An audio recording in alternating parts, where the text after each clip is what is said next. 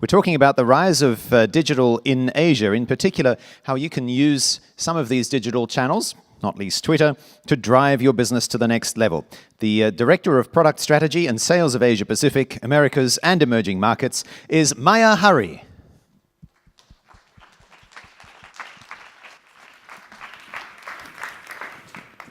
Thank you for that. Good afternoon, guys. Do we need a stretch? I think so. Let's use 30 seconds for a quick stretch. Can I have everybody stand up very quickly and stretch? Great. You're a very good crowd. I have tried this sometimes in other markets, and it's difficult. So we just have to make sure they don't walk out the door. That's right. As they're stretching. So now, please continue to follow instructions and sit down. Great, I'm very happy to be here. My name is Maya Hari. I run the product strategy and sales group at Twitter, looking after APAC and Latin America and a few other markets that are emerging. So today, I thought it's interesting for us to talk a little bit about Asia rising and really Asia's digital transformation. Particularly, I want to focus on really thinking about innovation and data and focus on that space and really put the spotlight on a lot of what's going on in the region here in Asia. And I'd love to sort of have a great conversation around that at the end. So if you think about data as in general, information and data is not something that is restricted to an elite few like it used to be years ago. What has happened now is that it's in the public domain. If I think about the platform that I know really well, which is Twitter, 500 million tweets per day are going on at all times. And not only are there these tweets, but they're live, they're public, and they're conversational. The fact that they're live just makes it visible and accessible to everybody that is interested in a certain topic or in having that information to use in an interesting way. One of the interesting positioning around, how do you think about all this information on Twitter as a platform? I remember Dick Costolo, our CEO, referencing it as the single largest collection of human thought in one place. And that's incredibly powerful, right? If you had access to all this thought, how do you tap into it and what do you do with it? And it's interesting, here in the region, all this collective human thought is coming from several different types of people. You have the likes of Narendra Modi and Shinzo Abe talking about building their economic ties on a public platform like this, leading to a lot of information and content. You have users on ground in Hong Kong talking about where in Hong Kong and where on the streets they are congregating and sharing what's going on from the ground. And then there's people like us, right? We're both consumers as well as industry personalities sharing thoughts and things as they unfold. So here's two great examples. One is of a consumer who took, you might have seen this before, a picture as the US Airways flight landed in the Hudson and saying, oh my God, I don't believe I just saw this and it's crazy. And then this then gets picked up and it has a cascade effect of being breaking news from here on. On the other hand, an example of AirAsia episode that we've seen in the past where Tony Fernandez is talking about, hey, we might have found the black box. This is the kind of content and information that is accessible to everybody today. Now, what we make of it as we go along as an ecosystem is the interesting innovation that I'd like to share some examples around.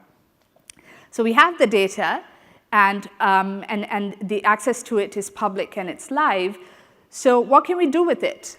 I want to start with a few examples to share things that I thought were very interesting and innovative. So Wall Street increasingly using sentiment around new product launches, for instance, and tracking this to track what that could do to a stock price, right? So Apple had a new launch. Wall Street analysts are looking at the sentiment to try and predict sales volumes, share prices, etc. Another interesting use that I saw with the New York Police Department starting to look at data of geotagged data of consumers in different areas locally within the region, and starting to predict, based on where users are congregating, the kind of coverage that they need in a certain area for public safety. Also thinking about, at a very aggregated level, conversations around, hey, I'm going to a bar tonight, we're all going to go, have a great time, have a party. Does that mean there might be increased proportion or density of incidents they need to think about? So these were interesting examples of innovation. Another one, which I thought was fascinating in the health and medicine space, there was a cough syrup brand that actually started to track conversation around the name of their cough syrup associated with other words. And the one word that kept repeatedly coming up was dizziness. And dizziness was not a previously known side effect to the medicine. And so starting to really use this data that's public and available in intelligent ways got them discovering, testing, and learning more about side effects that were previously unknown. So here were some interesting examples of innovation that has happened around the world, keeping to really putting on our Asian hat here and digging deep into our region. I thought it would be interesting to also talk about a few things we've done closer to home or we've seen happen. How many people remember the floods in Indonesia that were really bad in the last 12 months, right? Hashtag banjir. Banjir is a word for flood in Bahasa. Essentially, we had an interesting partnership between a local university and Twitter, as well as the disaster recovery and the crisis management local agency in Indonesia, to come up with a project called as Pita Jakarta. So what we did was that people were so used to tweeting updates from where they are and geotagging this, we had consumers tweet about the flood situation with the photo or with the text update, along with the hashtag Banjir and geolocating themselves. What this then started to look like was pitajakarta.org started to show this on a map, and it became a great opportunity to share that information in a useful format back to consumers who are planning their day or even for disaster recovery sort of efforts that were going on in the area. I mean, along the lines of really crisis relief, mobilizing large proportions of consumers for relief and funds and sort of being able to use that in an interesting way, all curated around a hashtag happened in India with the Kashmir floods that we saw earlier. And literally 200,000 people were in the process of being saved using a lot of the mobilization that happened around the hashtag JK Flood Relief. Now, we talked a lot about the kind of public organizations and crisis management. I wanted to share an example of something that I saw recently in India, which was from a retail banking firm. Here's an innovative bank that has been using hashtags as a way to share banking information privately via a platform like Twitter on DM. And even enabling things like phone recharge on the go, right? So you don't need to stop, get on a computer. It's all done via Twitter and hashtag banking. Here's a video in English, Hindi plus English. अरे क्या कर क्या रहे हो यार तुम लोग? Match कैसे देखूंगा? चालू हो गया।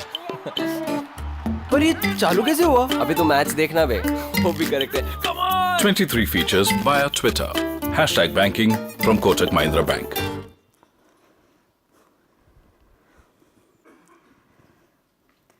Now, if I take the thinking around data and bringing consumers and conversations and data together in one platform, it's also an interesting opportunity for brands and marketeers to think about how you innovate using this sort of connection with a live and public platform. Conversation has almost become the social currency now in this space, right? Every brand wants to achieve brand love, wants to achieve a genuine and authentic connect with the consumer and have a conversation around that.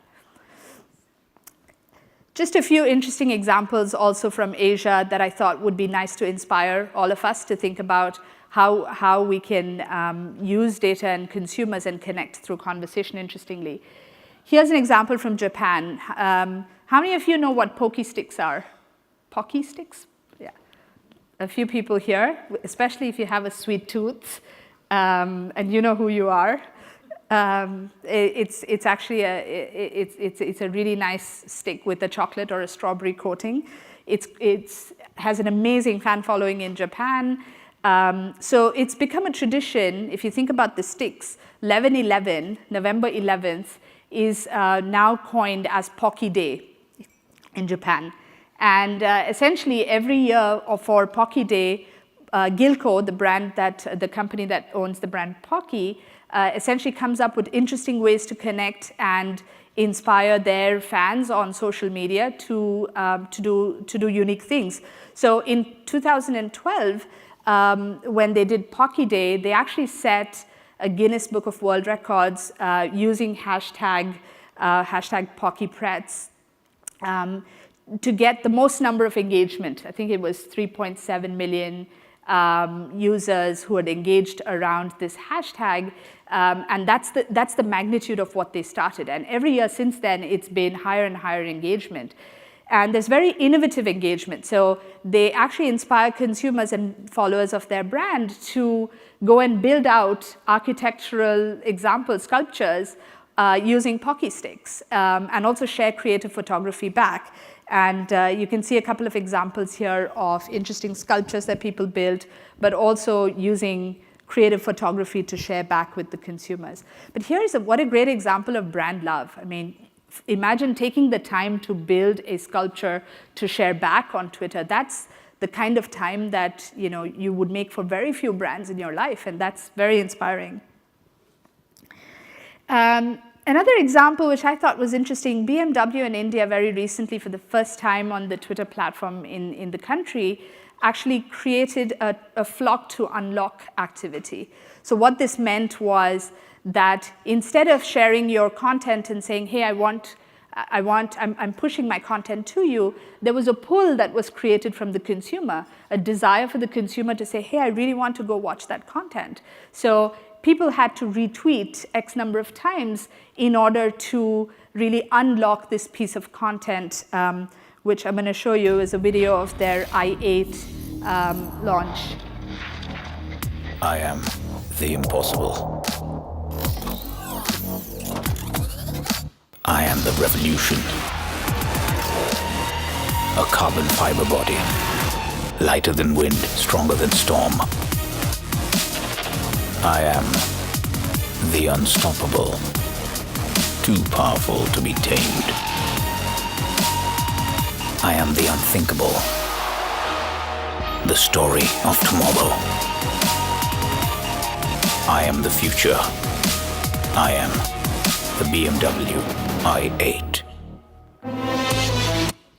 So amazing conversations that BMW generated, not only creating pull and demand for the video, but amazing conversations generated around hashtag I am the future. It really goes to building their brand association with that hashtag and with the perception they're trying to build for the i8. Another interesting example was My Taxi in Malaysia, really using an insight that Malaysians are relatively afraid of taking public transportation or taxis at night. And taking that insight and tapping into a lot of conversations on the platform and being able to turn that insight around, they started promoting their taxi booking system purely for, along the lines of using at night, which was also an interesting one. I know Anita is not here, but she had shared a little bit around the Ramadan campaign that Coca-Cola did in Indonesia. Here's an extension of it that was really around Coca-Cola, taking special messages that were created on Coke bottles with the idea of hashtag Sampaikan, which was really about sharing a Coke for Ramadan. Here's a video that they actually promoted this with on the platform.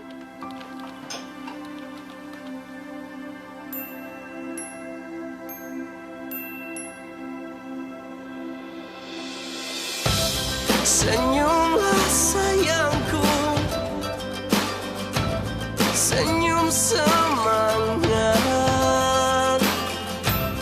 Karena janjiku untuk menikmati Ramadan dengan kamu. Ku lepas bebanku, ku peluk dirimu, sampaikanlah hari ini milikmu. So the point with Coke was that was the starting point of a promotional campaign using a video, using cultural relevance around Ramadan, using a hashtag Sampaikan. What essentially followed from there was a number of influencers and a number of consumers starting to share their own stories around what sharing a Coke means and what they hope for Ramadan. And that collective conversation is essentially what adds that interactive element and that engagement that takes a brand that much further in the consideration set of the consumers. I know I'm running out of time. I'm going to wrap up relatively quickly. The last section, I wanted to actually touch a little bit upon not just using innovative ways to participate in a conversation, but the power of now. And really all of the data available on Twitter and the platform is so live that I'm going to skip through one to actually get to one. Let's talk about interesting ways that brands are actually connecting the power of now for hashtag CWC15. Who knows what that is? Yes, the Commonwealth representation needs to show. But essentially, Cricket World Cup is the big thing going on for a number of us in our lives right now. It dominates a lot of our viewing. But it's also, like with any big sporting event, brings a whole bunch of emotion together live on platform, right? We talked a little bit, we saw a little bit about meshing versus really additive experience of TV and social media. And really we find that the live events bring in a huge additive experience here. As a great example of KitKat having a conversation, KitKat South Africa and KitKat India going back and forth with banter for a game that was India versus South Africa. Right? Another one which was interesting is Star Sports in India actually launched their entire campaign using a hashtag to drive emotion with the consumer called hashtag won't give it back. Right, so we won't give the World Cup back. And I can say that very proudly now because I'm, Indian and we're still in the running. So, I'm going to use that and milk it now for what it's worth. But here's an example of what that video looked like.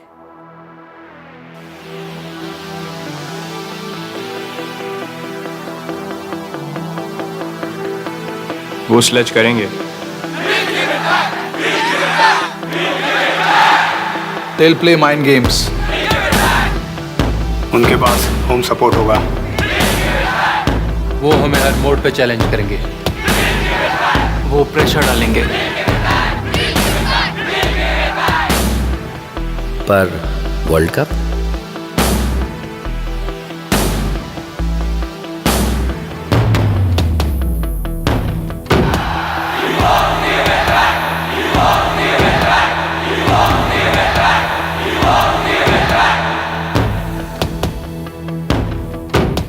It's a great example of really thinking about, something like this is going to drive amazing conversation and capitalize on really connecting with consumers at a very potent level.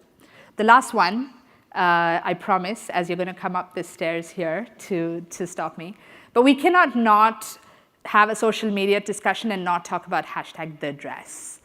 How much time have we contributed to the dress in our last few weeks? And 11 million tweets around hashtag the dress. It's incredible the kind of conversation and engagement that people around the world have had around this. But what was amazing to see was brands actually get very creative in engaging with audiences as they're talking about the dress in the moment and being able to talk. So here's an example from Australia where PlayStation's talking about, hey, introducing our new white and gold DualShock 4.